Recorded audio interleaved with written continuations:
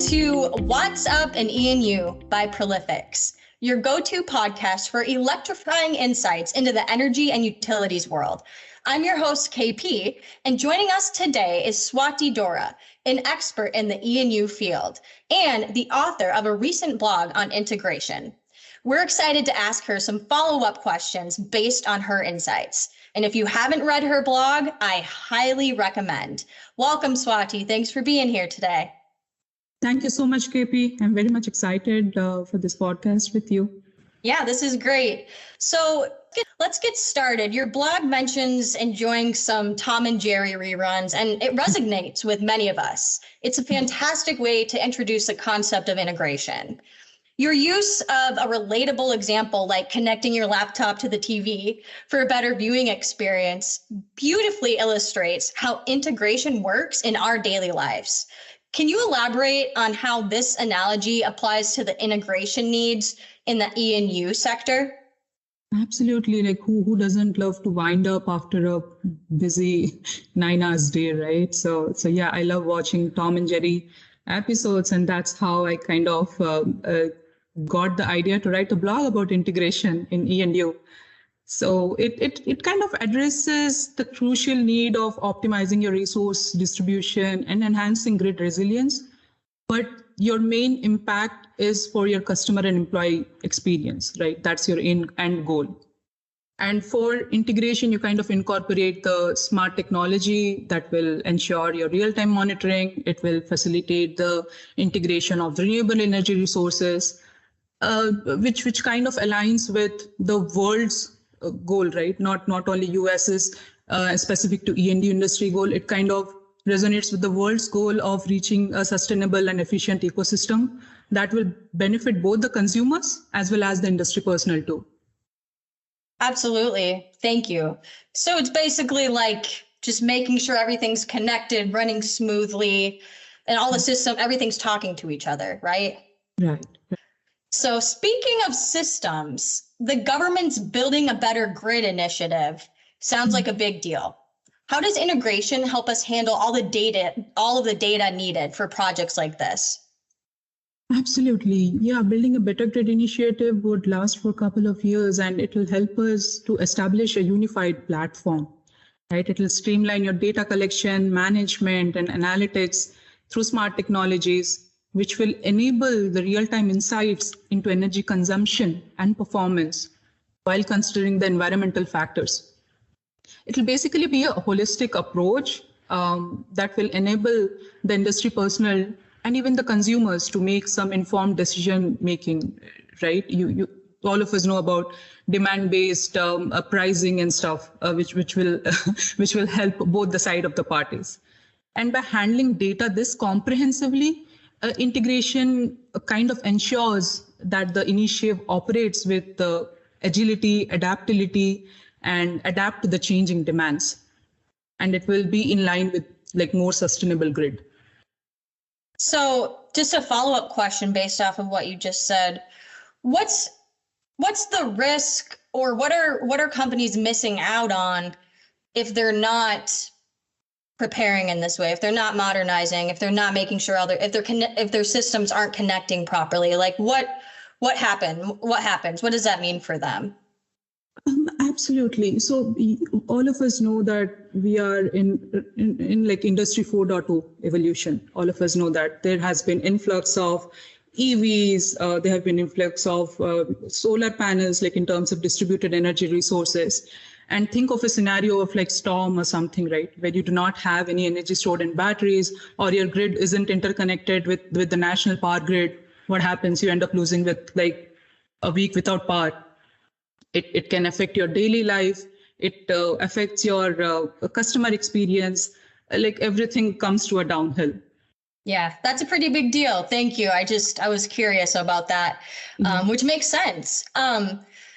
Also, what about those new trends? You talked about a lot of different trends, like integrating distributed energy resources or DER.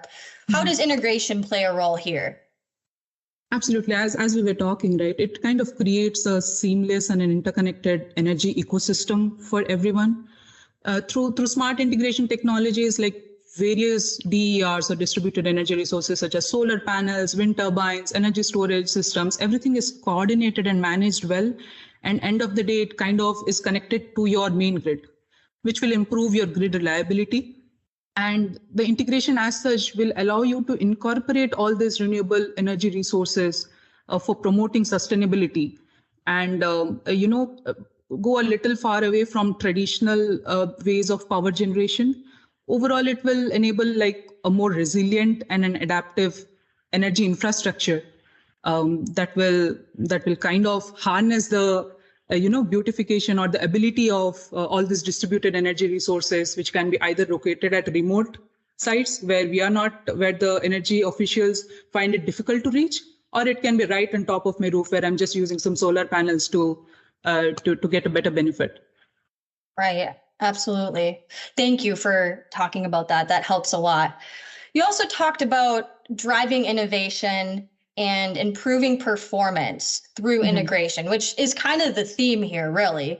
That's what it's all about. But how do we make sure that our integration efforts are really hitting the mark for our company and our customers? When we talk innovation, right? So think about the major leap that we are making in terms of AI and ML.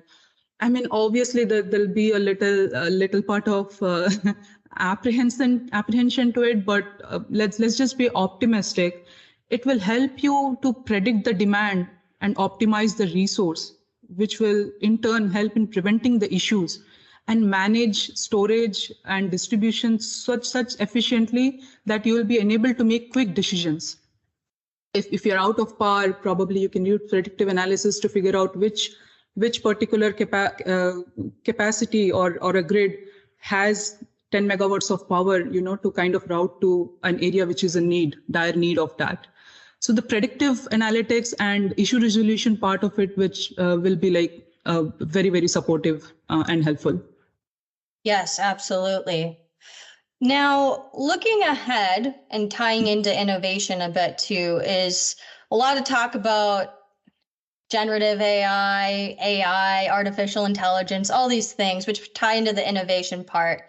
But what do you envision as the future of integration in the E&U industry, especially considering the ongoing shifts towards renewable energy sources and the increasing emphasis on sustainability? Like, what do you kind of see as the future, and maybe how does AI tie into that?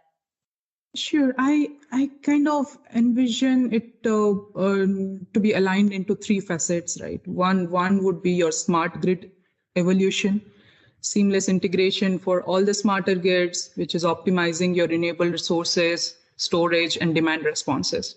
Second, which is tied to the AI part and innovation, is predictive analytics power, as we just spoke about it. So advanced analytics and AI, which is forecasting for efficient resource planning from all these renewable centric grids to which the whole world is marching towards. And third is the decentralized systems and IoT devices, integration with IoT and edge computing managed decentralized energy system that will help increase or improve the real-time responsiveness of the grid. You've helped one of our clients actually with Jeanette, alongside Jeanette. You've helped a couple of our clients really focusing on, integrating their ADMS system, their DERMS, outage management, and really helping them save both money, obviously, and resources and time. And obviously one of them out in California who has multiple challenges at hand, right? Like there's these trees that they can't cut down, but they also need to make sure they're not close to the power lines, starting fires and things like that. So I guess what I'm really just asking is, based off of everything we kind of talked about today, can you tie that into like a recent customer example where they're kind of working on some of these initiatives and kind of how their modernization and integrating different systems has helped them with kind of that side, with kind of that challenge? Absolutely. I think all of us are aware of wildfires in California Bay Area. Right? It's a beautiful city state. It's beautiful with a lot of trees, but with a lot of trees comes a risk of the tree falling down into an active electrical line, or it's just too unpredictable, and then simultaneously you also have to be like environmentally conscious and then like not chop down the healthy trees, right? So that's kind of brings in the challenge to the to one of our clients, where you just cannot pass those high voltage lines directly setting like upright onto the poles. Like even if you do that, you have to be like very, very careful about that and figure out alternate ways. So in order to reduce the risk, what they have done is they have invested in the distributed energy resources, way of setting up your energy generation demand. And this can apply for like remote grids, where you do not want to send your employee personnel to, because it's not safe enough for them during the entire part of the day, or even for the scenario where we spoke about that it is very, very risky to pass a high voltage line, and it's just better to do it using renewable resources like solar panels or something like that.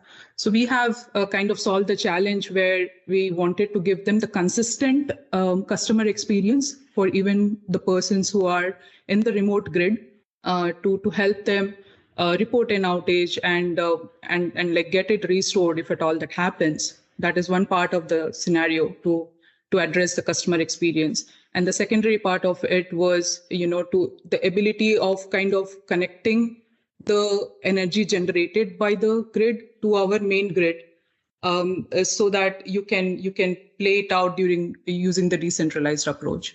So we kind of used our integration platform to give that consistent experience to customers and our client. Okay, great. Thank you so much. And can they see, is there a dashboard or is there a central location where they monitor and manage all of these insights? Oh, yeah, absolutely. So I think you would have heard, I think all of the ENU personnel would have heard about ADMS, like an advanced distribution management system, which kind of gives you a centralized platform to maintain your outage management system, distribution management system, and to top of that, like a dashboard too, which is used by the grid control central folks to figure out which generator, which substation kind of dripped out, or which pole is acting up, or what, right? You have a fancy dashboard to kind of show it all to you. Obviously, I'd say like not 100% of it is in the schematic on the neural layer. There will always be some scenarios where you'll get the call from customers saying, hey, I'm out of outage. And then you'll have to kind of rely to the fallback method of analyzing why it went out. Didn't the meter send out the notification to you that this particular customer is out? There'll be all that situation too. But overall, yes, there'll be a dashboard which the business users and the O&M folks also use to kind of figure out which particular part or premise is gonna go down during adverse weathers or any like planned outage events too. Okay, great. Thank you. I know you're just so immersed in this ENU realm, and I'm still learning. So that's why I'm happy to talk to the subject matter expert. So thank you. And then I guess lastly, we've learned a lot today. I really appreciate that the blog you wrote that really kind of breaks it down in a way that's simple to understand. Mm-hmm. That was really cool. Is there any other key takeaways or any message that you want to get out there to companies in the ENU industry who might be planning some of these initiatives or not sure how to start or need help at a certain part of their journey? Is there any kind of like key takeaways or key messages that you want to send to those groups right now? Of course. I mean, so we at Prolifix have a group of smart individuals or contributors who have had first-hand experience in implementing many of these initiatives that we have discussed. And all our initiatives are customer focused. We make sure that we take care of 3 Ps, right? Remember this: precision and objectives. We make sure we clearly define the goals aligning with your company and customer needs. Second P is the proactive stakeholder engagement. We actively involve with you and we make sure that we gather the insights and our alignment is all right. Third but not least, we make sure we capture all the performance metrics and adapt accordingly based on your feedback and continuous evolvement of requirement cycle. Right. So, yeah, I mean, we'll be a great partner for you, both on innovative projects and the regular maintenance or E&U projects that are in pipeline, which is kind of, similar to the entire E&U industry. Right. Absolutely. Jeanette was talking about just all of the collaboration and how pivotal the collaboration is, with all these different groups that you're working with. But there is a quote from Tom and Jerry. Never underestimate the power of a well-calculated plan. So that kind of ties into all of this integration and how making sure that our systems are going to be able to keep up with the demand and the future, right? The future's here. So thank you so much for your time today. I really appreciate it, Swati. It's a pleasure talking with you always. No, thank you, KP. You made my thoughts run in a very smooth way. You were like well prepared with the structure and all. It was all good. Thank you. Yes. So that wraps up another episode of What's Up in E&U. Join us next time as we continue to unplug more electrifying insights. Until next time, keep shining.